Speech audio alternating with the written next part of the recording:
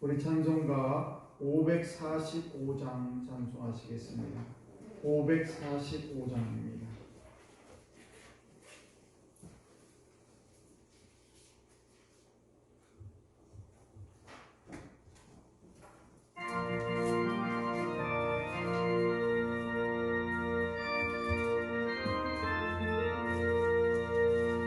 주님 약속하신 말씀 위에서 영원토록 주를 찬송하리라. 소리 높여 주께 영광 돌리며 약속 믿고 굳게 서리라. 굳게 서리 영원하신 말씀 위에 굳게 서리 굳게 서리 그 말씀 위에 굳게 서리라. 주의 약속하신 말씀 위에서 세상 염려내게 원습할 때에 용감하게 힘써 싸워 이기며 약속 믿고 굳게 서리라. 굳게 서리 굳게 서리 굳게 서리 그 말씀 위에 굳게 서리라. 주님 약속하신 말씀 위에서 영원하신 주의 사랑이 믿고 성령으로 힘써 싸워 이기며 약속 믿고 굳게 서리라. 굳게 서리 영원하신 말씀 위에 굳게 서리 굳게 서리 그 말씀 위에 굳게 서리라. 주님 약속하신 말씀 위에서 성령 인도하는 대로 행하며 주님 품에 항상 안식 얻으며 약속 믿고 굳게 서리라. 굳게 서리 영원하신 말씀 위에 굳게 서리 굳게 서리 그 말씀 위에 굳게 서리라. 아멘. 오늘 이 새벽 우리에게 주시는 말씀입니다. 사무엘상 14장 8절에서 15절 말씀입니다. 사무엘상 14장 8절에서 15절 말씀을 한 절 한 절 교독하겠습니다. 요나단이 이르되 보라 우리가 그 사람들에게로 건너가서 그들에게 보이리니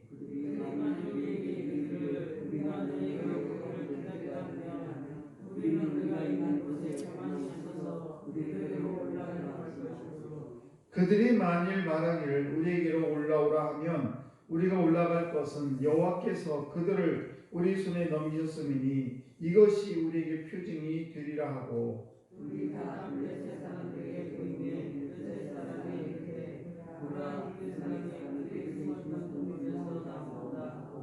그 부대 사람들이 요나단과 그의 무기를 든 자에게 이르되 우리에게로 올라오라 너희에게 보여줄 것이 있느니라 한지라. 요나단이 자기의 무기를 든 자에게 이르되 나를 따라 올라오라 여호와께서 그들을 이스라엘의 손에 넘기셨느니라 하고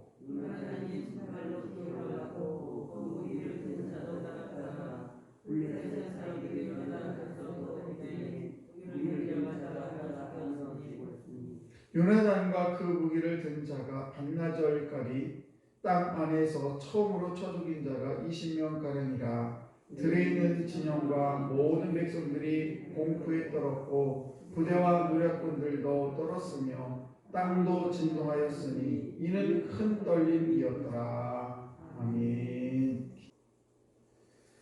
네, 귀하고 복된 새벽에 나오신 우리 성도 여러분, 하나님의 크신 은총에 함께 하시기를 주의 간절히 축복합니다. 길이 매우 미끄러워서 오가는 가끔 여러분들 조심하시기를 바랍니다. 이 세상에는 눈에 보이는 것이 있고 눈에 보이지 않는 것들이 있습니다. 눈에 보이는 것들은 뭐 좋은 집, 뭐 좋은 차, 또 뭐 우리의 자녀들, 또 사랑하는 교회, 뭐 여러 가지 눈에 보이는 것들이 참 많습니다. 또 눈에 보이지 않는 것도 소중한 것들이 상당히 많습니다. 예를 들면 뭐 사랑이라든지 우리가 드리는 그런 기도, 이런 것도 눈에 보이지 않습니다. 또 우리가 날마다 기도의 대상이 되는 하나님도 우리 눈에 보이지 않습니다. 또 우리에게 늘 함께 하시는 성령 하나님도 눈에 보이지 않습니다. 또 우리가 하나님 앞에 고백하는 그런 믿음도 눈에 보이지 않습니다. 어찌 보면 눈에 보이는 것, 이런 현상들보다 눈에 보이지 않는 것들이, 소중한 것들이 상당히 많습니다. 그런데 오늘 말씀은 사무엘상 14장 8절 15절 말씀을 통해서 보게 되면 이스라엘과 블레셋이 이제 전쟁을 치르게 되는데 믹마스라는 곳에서 대치할 때에 요나단과 그리고 무기를 든 소년이 수만 명의 그런 블레셋 사람들이 있는 적진으로 가자고 했을 때에 이 요나단이 가자고 했을 때 무기를 든 이 소년이 같이 가게 되었습니다. 그리고 그들은 도대체 그 수만 명이 있는 그 적진에 요나단과 무기를 든 이 소년이 무슨 배짱으로 거기에 들어갔냐라고 하는 것입니다. 참 우리가 생각해보면 참으로 어리석은 일이죠. 아니 둘이 들어가서 뭘 어떻게 해보겠다는 것인가, 우리 이렇게 생각해 볼 수 있는데, 그런데 이제 그들에게는 이 가장 중요한 것으로 그들에게 보여지는 것은 뭔가는 6절 말씀 보시게 되면 그들에게는 하나님을 의지하는 믿음이 있었습니다. 네. 우리가 생각해 볼 때는 아주 무모한 그런 행동처럼 보이지만은 그들에게는 굳건한 믿음이 있었는데, 그 믿음이 뭐냐? 하나님이 나와 함께 한다는 사실을 믿고 있었다는 사실이에요. 참 우리가 이 세상을 살다 보면은 참 두려운 일들이 참 많고 눈에 보이지 않는 그런 두려움이 우리를 가로막을 때가 참으로 많습니다. 그런데 오늘 이 요나단과 무기를 든 이 소년은 자기 요나단이 그 적진에 들어가자고 했을 때 무기 든 소년이 그냥 기꺼이 따라가게 되는 것을 보게 됩니다.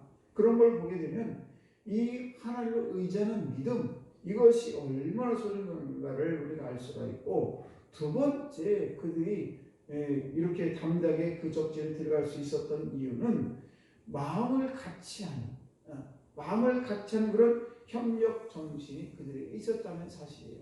7절 말씀 보시게 되면 무기를 든 자가 그에게 이르되 당신이 마음에 있는 대로 다 행하여 앞서 가서 내가 당신과 마음을 같이하여 따르리이다. 이 소년 역시도 대단합니다.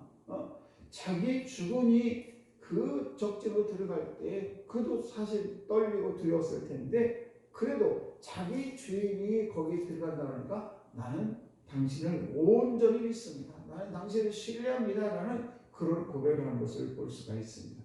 그래서 이 요나단과 이 병기를 든 소년은 이렇게 하나님을 의지하는 그런 믿음과 둘이 합력하는, 그래서 마음을 같이 하는 그런 협력 정신이 있었고, 세 번째가 그들이 가지고 있는 건가 하면 어떤 하나님으로부터 표징을 구하는, 그래서 그 표징을 보고 하나님께서 들어가라 말하라 할 때 우리가 그렇게 하겠다는 그런 믿음을 갖고 있었던 것을 보게 됩니다. 그래서 요나단과 이 병기던 소년에게 어떤 전략을 말하고 있는가, 그것은 8절에 10절 말씀을 보시기를 이렇게 요나단이 얘기하죠. 8절과 10절 한번 보실까요? 10절까지 요나단이 이르되 보라 우리가 그 사람들에게로 건너가서 그들에게 보이리니 그들이 만일 우리에게 이르기를 우리가 너희에게로 가기를 기다리라 하면 우리는 우리가 있는 곳에 가만히 서서 그들에게로 올라가지 말 것이요, 그들이 만일 말하기를 우리에게 올라오라 하면 우리가 올라갈 것은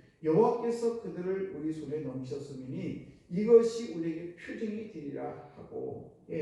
무슨 말입니까? 요나단이 구한 표징은 뭔가 하면 그들이 적진에 우리가 올라갈 때 그들이 바위에 우리가 나가게 되면 기다리라 이렇게 말을 하게 되면 올라가면 안 된다는 거예요. 왜? 그것은 적진에 올라가게 되면 큰 피해를 당하기 때문에 우리가 딱 나타났을 때 그들이 올라오지 말아라. 또 이렇게 말하면 그들은 올라오지 말라고 했을 때 기다리라고 하게 되면 이것은 우리가 잘못하면 화를 당해서 죽을 수가 있으니까 그들이 우리가 전략적으로 그냥 봐도 올라오지 말라라는 것은 그들을 쫓아와가지고 다 그들을 수색을 하고 이들이 정말 무기가 있는지 이런 것들을 다 확인하고 이렇게 준비가 잘 됐다는 이야기입니다.